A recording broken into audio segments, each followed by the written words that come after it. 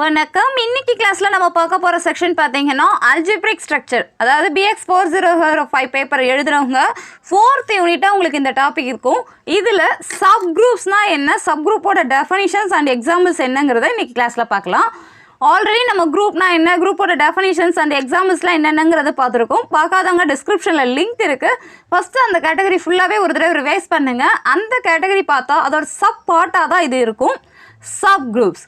இதோட டெஃபினிஷன் பார்த்தீங்கன்னா let G binary operation be a group. ஒரு குரூப் எடுத்துக்கிறோம், அவ்வளோதான். அதில் ஆப்ரேஷன் டிஃபைன் பண்ணியிருக்காங்க. வாட் எவர் அந்த ஆப்ரேஷன் நம்ம ப்ராப்ளம் வைஸ் நம்ம மாற்றிக்கலாம். Let e be the identity in G. ஜியில் கண்டிப்பாக குரூப்னா அதில் ஐடென்டிட்டி எலமெண்ட் எக்ஸிஸ்ட் ஆகிருக்கும், அதையும் ஹைலைட் பண்ணிக்கோங்க. Let H be a sub group of G, subset of G. அந்த ஜின்னு டிஃபைன் பண்ணால அந்த குரூப்பில் அதில் ஒரு ஹெச்னு ஒரு செட் சப் செட்டாக எடுத்துக்கலாம். If H, binary operation itself is a group, then H is called a subgroup of G. அதாவது H under the operationல குரூப்பாக இருந்ததுன்னா அதைத்தான் நம்ம சப்குரூப் ஆஃப் ஜின்னு சொல்கிறோம். நம்ம எடுத்துக்கிட்டு இருக்க கலெக்ஷனில் ஜிங்கிற குரூப்பில் நம்ம டிஃபைன் பண்ணுற ஹெச்சுங்கிற சப்செட்டு பைனரி ஆப்ரேஷனை பொறுத்து நமக்கு எல்லா கண்டிஷனையும் சாட்டிஸ்ஃபை பண்ணுதுன்னா it is called subgroup. H is itself a group with the same operation. நம்ம இங்கே என்ன ஆப்ரேஷன் டிஃபைன் பண்ணுறோமோ, பைனரி ஆப்ரேஷன் நம்ம நிறைய பார்த்துருக்கோம், addition, multiplication and union, intersection. அந்த ஆப்ரேஷனை பொறுத்து நமக்கு சாட்டிஸ்ஃபை பண்ணணும். And the same identity E, identity term நமக்கு எக்ஸிஸ்ட் ஆகும். இதை இன்னொரு லைனில் நம்ம சொல்லணும் அப்படின்னா H under the operation is said to be a subgroup of G star if first condition E belong to H. நம்ம டிஃபைன் பண்ண அந்த சப்செட் ஹெச்சில் இ இருக்கணும். வேறு இங்கிறது என்னது, ஐடென்டிட்டி இன் ஜி. ஜியில் நம்ம டிஃபைன் பண்ண ஐடென்டிட்டி எலமெண்ட் இதில் எக்ஸிஸ்ட் ஆகும். Second condition for any A belong to H, A inverse also belong to H. ஏன்னு ஒரு நம்பர் எடுக்கிறீங்கன்னா அதோட இன்வர்ஸும் நமக்கு அந்த டேர்மில் எக்ஸிஸ்ட் ஆகணும். Third condition for a comma b belong to ஹெச்சாக இருந்ததுன்னா ஏ ஸ்டார் பி. ஸோ நம்ம என்ன ஆப்ரேஷன் டிஃபைன் பண்ணுறோமோ அந்த ஆப்ரேஷனோட ஃபைனல் ஆன்சரும் ஹெச்லேயே இருக்கணும்.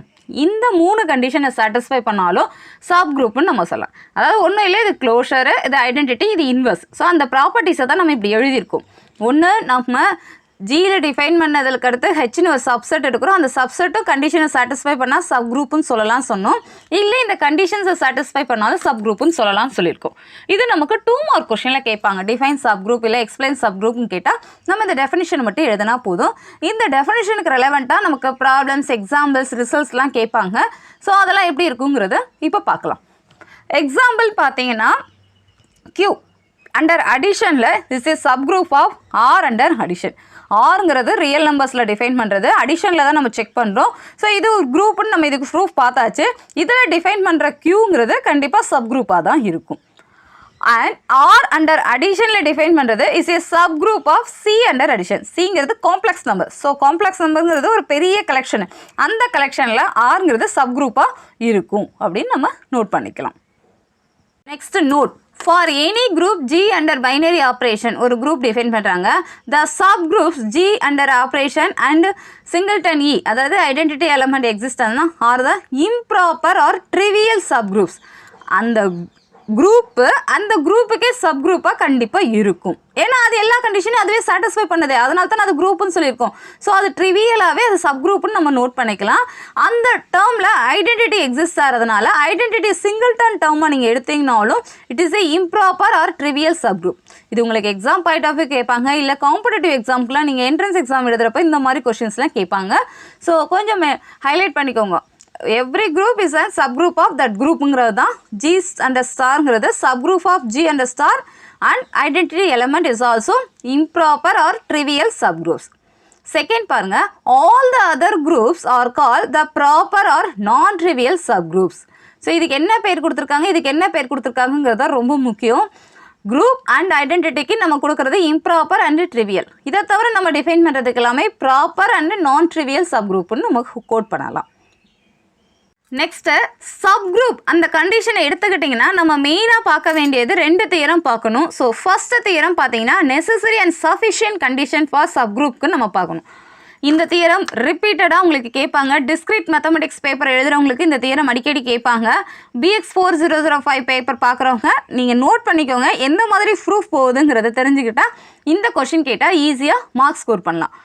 Theorem: the necessary and sufficient condition that a non-empty subset H of a group G to be a subgroup is A, B belong to H implies A star B inverse is also in H.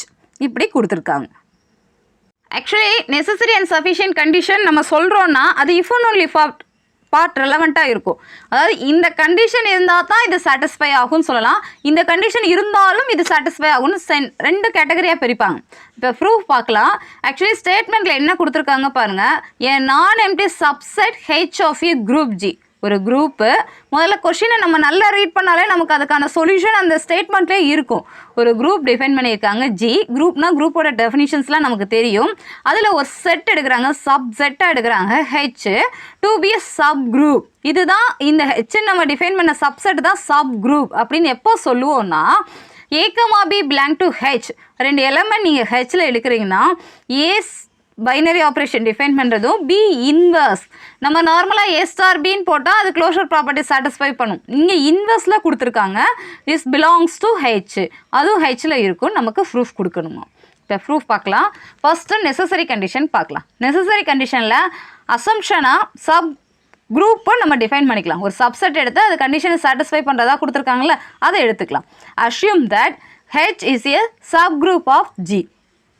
எடுத்தாச்சு. அப்போ இந்த ஸ்டேட்மெண்ட்டுக்கு ரெலவெண்ட்டாக நம்ம இப்போ இதில் necessary கண்டிஷனில் என்ன proof கொடுக்கணும்னா A, B belong to ஹெச்சாக இருந்ததுன்னா a star B inverse is also in ஹெச்ன்னு நம்ம ப்ரூஃப் கொடுக்கணும். நம்ம என்ன ப்ரூஃப் கொடுக்குறோமோ அதை கிளைமில் ஹைலைட் பண்ணுங்கள். நம்ம ஸ்டேட்மெண்ட்டை எப்படி எழுதுகிறோங்கிறது தான் இங்கே முக்கியம். அசம்ஷனில் என்ன கிவன் டேட்டா கொடுத்துருக்காங்க, என்ன ப்ரூஃப் கொடுக்கணும் அதை ஃபஸ்ட்டு எழுதிக்கலாம். இப்போ இந்த கிவன் டேட்டாவில் பார்த்தீங்கன்னா நமக்கு இருக்கிறது H is a sub group of G. இந்த ஒரே ஒரு லைன் தான் நமக்கு இருக்குது. ஸோ இதை வச்சு நம்ம எப்படி ப்ரூஃப் கொடுக்குறதுன்னு பார்க்கலாம். For H is a sub group of G எடுத்தாச்சு. சப் குரூப்னால் நமக்கு தெரியும் since H itself a group. So கண்டிப்பாக அது குரூப்பாக இருந்திருக்கும். அதுதான் நம்ம ஃபஸ்ட்டே சொல்லியாச்சுல, எவ்ரி சப் குரூப்பும் குரூப்புக்கு ஈக்குவலண்ட்டாக தான் இருக்கணும்.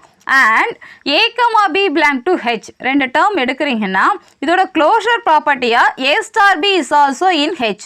இது குரூப்போட கண்டிஷன்லேயே நமக்கு சாட்டிஸ்ஃபை ஆகும். ஸோ அதை நோட் பண்ணிக்கோங்க. குரூப் கண்டிஷனை பொறுத்து ஒரு டேர்ம் நமக்கு ஹெச்சில் டிஃபைன் பண்ணோன்னா அதோட இன்வர்ஸும் கண்டிப்பாக அதில் எக்ஸிஸ்ட் ஆகணும். ஸோ பி பிலாங் டு ஹெச்சாக இருந்ததுன்னா implies B inverse is also in H. இது கண்டிஷன்ஸு. அப்போ A, B பிலாங் டு ஹெச்சாக இருந்ததுன்னா கண்டிப்பாக A, B இன்வர்ஸும் நமக்கு எக்ஸிஸ்ட் ஆகும். பி எக்ஸிஸ்ட் ஆனால் இதுக்கு இன்வர்ஸ் ஃபங்க்ஷன் நமக்கு எக்ஸிஸ்ட் ஆகும். ஸோ இதுக்கு நீங்கள் ஆப்ரேஷன் டிஃபைன் பண்ணிங்கன்னா a star B inverse is also in H. இதுதான் நம்மளுடைய கிளைமு. ஸோ கிளைம் நமக்கு டெஃபினிஷனை நம்ம கோட் பண்ணாலே நமக்கு எக்ஸிஸ்ட் ஆகும். ஸோ சிம்பிளாக தான் இருக்கும். 2 or 3 லைன்ஸ் தான் இதுக்கு ப்ரூஃப் கொடுக்குற மாதிரி இருக்கும். ஸ்டேட்மெண்ட் பெருசாக இருந்தாலும் ஸ்டேட்மெண்ட்டை பார்த்தீங்கன்னா உங்களுக்கு ஜஸ்ட் டெஃபினிஷன் எடுத்து எழுதுகிற மாதிரி தான் இருக்கும். இது நெசசரி கண்டிஷன். இப்போ சஃபிஷியன்ட் கண்டிஷனாக பார்த்தீங்கன்னா assume that A star B inverse is also in H for A, B in H. இந்த மாதிரி இருந்ததுன்னா நம்ம டிஃபைன் பண்ணுற அந்த ஹெச்ங்கிறது சப் குரூப் ஆஃப் ஜியாக இருக்கும். நம்ம ப்ரூஃப் கொடுக்கணும்.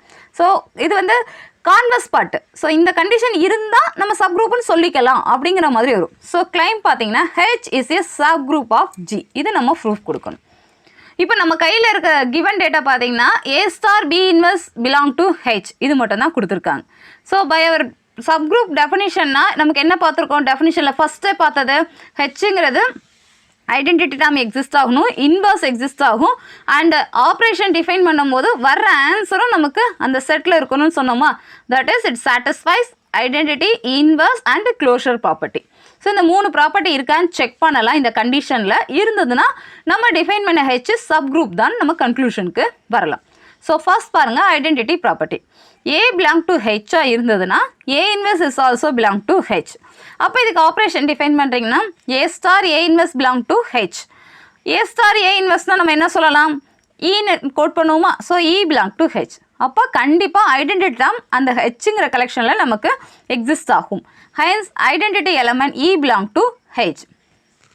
செகண்டாக நம்ம செக் பண்ண வேண்டியது இன்வெர்ஸ். ஸோ இன்வெர்ஸ் ப்ராப்பர்ட்டின்னு பார்த்தீங்கன்னா let a comma e belong to e ஹெச்சாக இருந்ததுன்னா இதுக்கு இன்வர்ஸாக E star A inverse is also in H. அப்போ ஐடென்டிட்டி டேர்மோட நம்ம மல்டிப்ளை பண்ணால் நமக்கு வர ஆன்சர் அதே ஆன்சர் தான் வரப்போகுது. So A inverse is also in H.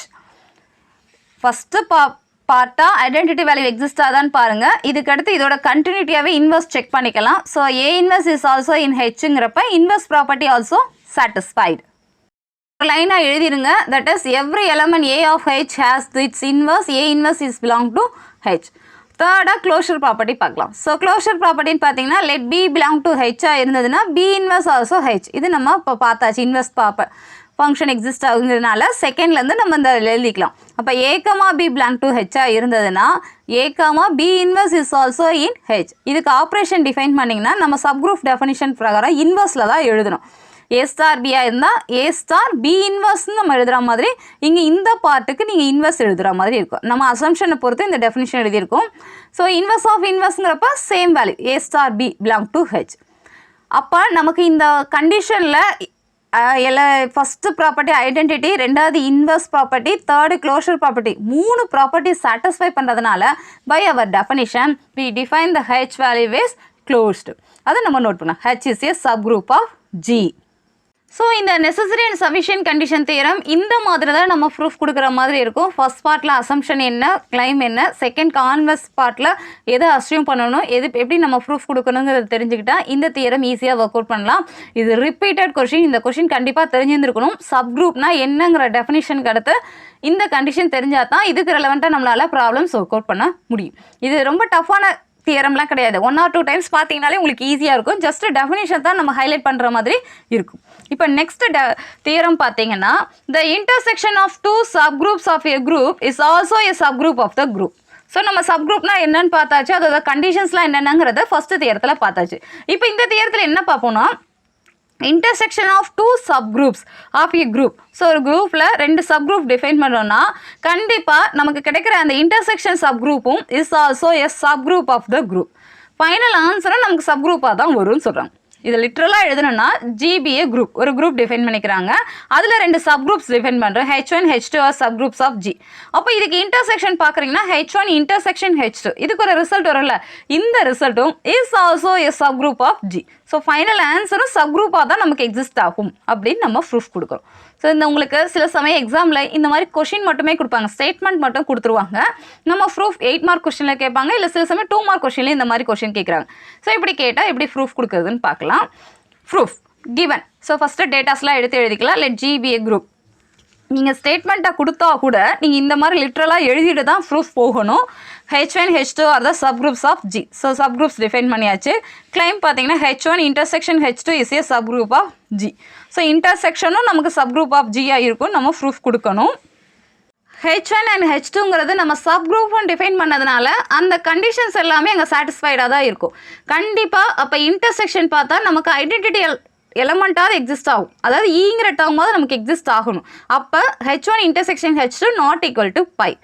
இந்த மாதிரி ரிசல்ட்ஸ்லாம் நமக்கு கண்டிப்பாக தெரியணும். தெரிஞ்சால் தான் அதுக்கடுத்த ஸ்டெப்பில் நம்மளால் ஒர்க் அவுட் பண்ண முடியும்.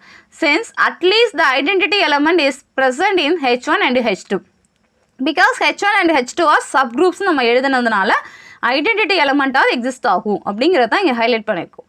ஸோ 2 நம்பர் எடுக்கிறோம். கண்டிப்பாக அது எம்டி செட் இல்லை நீங்கள் தெரிஞ்சுட்டு. ஸோ எம்டி செட் இல்லைங்கிறப்ப ஏதாவது நம்பர்ஸ் எக்ஸிஸ்ட் ஆகலாம். நம்ம அதை நோட் பண்ணிக்கலாம். A, B belong to H1 intersection H2. அப்போ A, B இன்டர்செக்ஷனுங்கிறப்ப 2 கேட்டகரிலையுமே நமக்கு எக்ஸிஸ்ட் ஆகும். A, B belong to H1 and A, B in H2. H1லேயும் இருக்கணும், H2லேயும் இருந்தால் தான் இன்டர்செக்ஷனில் எக்ஸிஸ்ட் ஆகிற மாதிரி நமக்கு ரிசல்ட் வரும். B belong to H1 இருந்ததுன்னா H1ங்கிறது சப்குரூப்புங்கிறதுனால இதுக்கு ரெலவெண்ட்டாக நம்மளால் இன்வர்ஸும் இங்கே எழுத முடியும். அப்போ A star B inverse also in H1 and H2 இருக்கிறதுனால H2வும் சப்குரூப்புங்கிறதுனால இதுக்கு ரெலவெண்ட்டாகவும் நம்மளால் இன்வர்ஸ் எழுத முடியும். அப்போ A star B inverse belong to H2. இது நம்மளுடைய தேரத்தில் இருக்கிற ரிசல்ட்டை பொறுத்து நம்ம எழுதியாச்சு. இப்போ ப்ரீவியஸாக பார்த்த ரிசல்ட் வைஸ் நம்ம டைரெக்டாகவே கோட் பண்ணிக்கலாம். அப்போ H1 அண்ட் H2ல இருக்கிறதுனால H1 இன்டர்செக்ஷன் H2லையும் நமக்கு அந்த ரிசல்ட் வரும். A star B inverse belong to H1 intersection H2. For A, B inverse is belong to H1 intersection H2, we have A star B inverse belong to H1 intersection H2. So இதோட operation define பண்ண value நமக்கு இன்டர்செக்ஷனில் இருக்கிறதுனால டேர்ம்ஸும் நமக்கு இன்டர்செக்ஷனில் இருக்குது. அப்போ வேல்யூவும் இருக்குது, அதோட ஆப்ரேஷன் டிஃபைன் பண்ண ரிசல்ட்டும் இருக்குங்கிறப்ப H1 intersection H2 is a sub group. நம்ம ப்ரீவியஸாக பார்த்த கண்டிஷன் இந்த ரிசல்ட் இருந்ததுன்னா, இது சஃபிஷியன்ட் கண்டிஷனில் இருந்ததுன்னா நம்ம டிஃபைன் பண்ணுற அந்த ஹெச்ங்கிறது சப் குரூப் தான் நம்ம பார்த்துருக்கோம். ஸோ டைரெக்டாக நம்ம எடுத்து எழுதிக்கலாம். இதுதான் நமக்கான கிளைம். ஸோ இங்கே கிளைம் டைரெக்டாக வந்ததுனால இதோட ரிசல்ட்டை முடிச்சுக்கலாம். Hence the claim. So intersection of subgroups is also சப்குரூப்ங்கிறதுக்கான ப்ரூஃப் தான் இது. இந்த மாதிரி கொஸ்டின் நமக்கு சப்குரூப் ரெலவெண்ட்டாக கேட்டாங்கன்னா 2 or 3 லைன்ஸ் தான் ப்ரூஃபு. பட் நமக்கு டெஃபினிஷன் தெரிஞ்சால் தான் இந்த ரிசல்ட் எழுத முடியும். டெஃபினிஷன்ஸை ஈஸியாக ஞாபகம் வச்சுக்கலாம். ட்ரை பண்ணுங்கள். டவுட் இருந்ததுன்னா கணித பிழைக்கு மெயில் அனுப்புங்க. தேங்க்யூ.